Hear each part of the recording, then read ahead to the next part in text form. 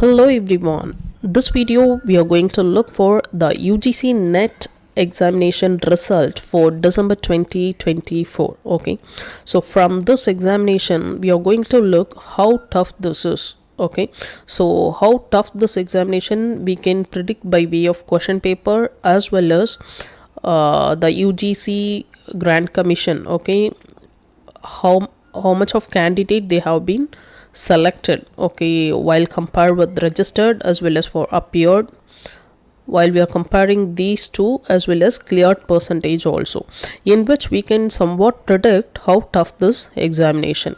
So what we need to do, how we need to prepare, okay, this is what this result will shows for us. So let's see without making delay. Totally 9 days this examination has been conducted, okay, and 16 shift it's available, because they are conducting for something will be morning shift, morning as well as for afternoon shift also they conducted, and totally 558 centers it's available, and 266 cities all over India. Okay, so everybody knows if you're clearing for UGC NET examination, straight away you can join for government colleges as well as for the universities, right? This will be the minimum criteria if you're going to work as an assistant professor. Little bit earlier, for 6 months before, it should be compulsory. They said you need to clear for this examination, after that only you need to work for any private as well as for public entity. And later date it has been slightly deferred.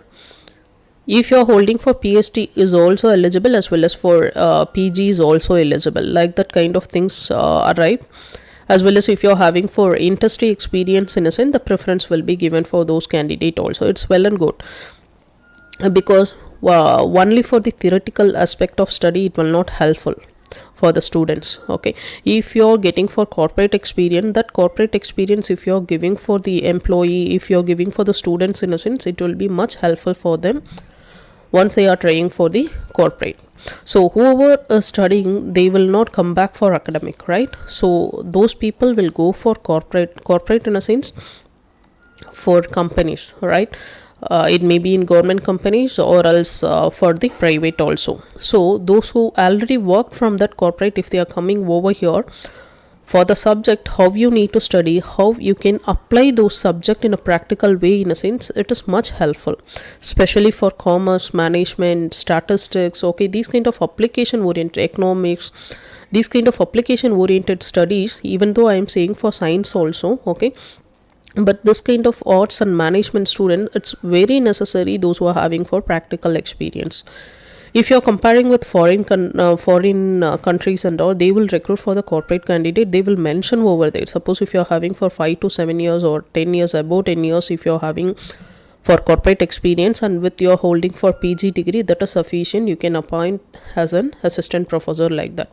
Why they are giving for such kind of preference, in a sense they have much knowledge about the corporate, what actually corporates are expecting from the candidate. So the subject knowledge as well as the subject teaching as well as the question which they are preparing, that is also, that kind of orientation will be available. That is much helpful for each and everyone. Earlier I posted one more video that is related to the world top universities, right? They listed for 1503 universities, but our India only applicable only for 46 universities. Okay, it's including for colleges also, but it is also not coming the top 100. No colleges will be there. So in order to come for top colleges, in a sense these kind of things should be required. That's a reason, that's the main reason UGC, that is 2 or 3 months before also, they announced the corporate experience people also they can work as an assistant professor, but they need to meet for these kind of criteria like that they mentioned. Okay, so simply if you're competing for particular examination, if you're eligible, in a sense that is not right. So subject knowledge people, they did not have for theoretical knowledge. So one who's possessing for subject as well as theoretical, that is much helpful for the upcoming students. That's the main reason the UGC is bringing for some other new ideas, new norms and all. Okay, let me go over here. So this will be the overall examination conducted cities and other information and all. Right now we can look how many people registered. The totally registered candidate will be 8,49,166 people registered. Okay, so out of which how many of them male, how many of them female, how many of them third gender? So male candidate will be 43.77 percentage and female will be 56.22 percentage. It means while you're comparing with male, this net examination apply for the female candidates are high. Okay, it will be very happiest news. As well as if you are looking for schools, in a sense most of the ladies only they will prefer, right, in terms of timing, as well as in the ladies should have the knowledge of training as well as for giving instruction in a well manner. As well as for the male candidate, much of the people not prefer for teaching. Once they cross for corporate experience, then they will think that once gain those knowledge, someone need to make use of it, right? So that situation they will come into an education industry. So normally while we are comparing male and female, female are preferring for teaching high and males are preferring as low. As a same thing it will reflect for net examination. Okay, net application also it is reflecting. And third gender will be 0.01 percentage. So for the percentage has been provided over here. So number of people, how many of them applied, in a sense 3,71,718 male candidate applied. Okay, applied in a sense they registered. And for female, 4,37,397 female candidate and only for 51 third gender candidate applied. So this third gender candidate need to apply more, right? Most of the people are looking for normal job. Those people need to complete for PG degree, as well as they need to apply for this net examination.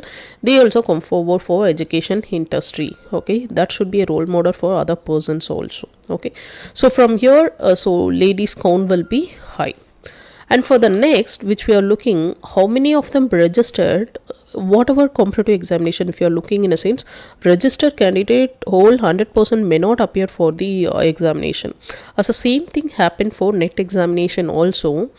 8,49,166 candidate applied, that means registered, and appeared candidate 6,49,490 candidate only appeared for the examination. This 6,49,000, only 1,67,766 people only cleared for this net examination. So you need to check over here, 25% of people clearing for this net and 76 people are appearing. So out of 76, only 25 is clearing, in a sense you can consider as almost for 51% people not even from here. Out of 76, 25 only clear, in a sense from here itself you can calculate. Okay, almost 50 and 51% not cleared. Okay, so from here if you are comparing, in a sense only 76, almost for 25 or 24% of people not even write for the examination. Those people register, it means they paid for the fees but they did not come for the examination, right? So that is very bad, because if the person paying for particular examination, in a sense it is a responsible to go and attend for the examination, that is necessary. But from here 24% people are less. And if you're looking the cleared candidate, 1,67,764 candidate cleared. Out of clearance only 5,000 people, 5,158 people are cleared JRF, Junior Research Fellowship, as well as Assistant Professor. That one cleared only 5,000, 5.1. Okay, and Assistant Professor as well as PhD cleared for 48,161. And 1,14,445 candidate cleared for PhD. Okay, this is what the scenario they have been given.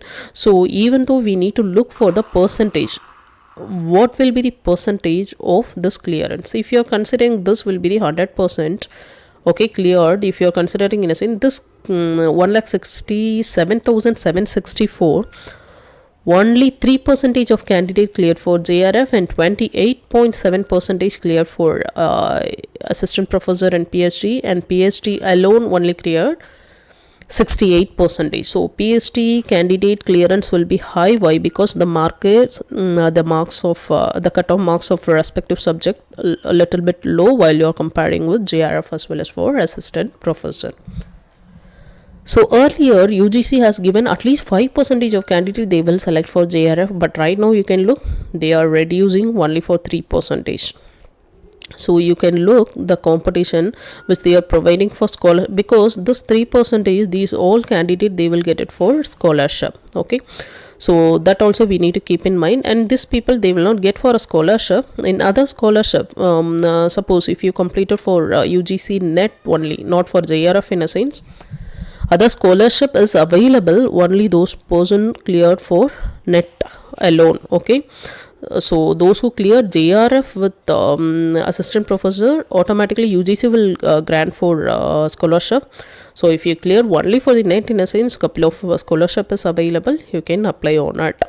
And for PhD, this you can join, and respective universities, normally whoever is joining for OBC, SC, ST and all, normally every universities as well as every institution they will provide for the scholarship for regular candidates. Okay, so these are the things is also available. So right now you can look how tough this examination. So how tough in a sense, normally people will ask, okay, how can I clear? Okay, what I have to prepare in a sense, each and everything for a particular topic. If you're selecting in a sense, just you can study the meaning of respective word. If you're studying for economy, what is economy? Okay, what are the types of economy? Okay, what is the meaning of it? Who has given for theory? What will be the formula? Why this formula? These kind of WH question you can ask. Suppose if the term has been provided, particular terms, managerial economics, okay, the management concept, why, what, okay, who, when, these kind of WH question you can ask and get the answer of it. That is sufficient. Okay, this is not a semester examination you need to study as mug up each and everything, not like that. Just you should know whenever you are sleeping and you are wake uping, if I am asking what is economy, you need to say. So that one sentence, each and everything, one sentence you need to keep in mind. That is sufficient for this NET examination for clearance, even though for JRF also. Okay, I think this information will be helpful to you. If it is helpful in a sense, you can subscribe the channel and keep on watch, as well as suggest to your friends also. Okay, and comment below really if it is helpful, and you can like this video, then only it will go for other student also, and respective YouTube also recommend to other people. Okay, thank you everyone, thank you for watching this. Bye.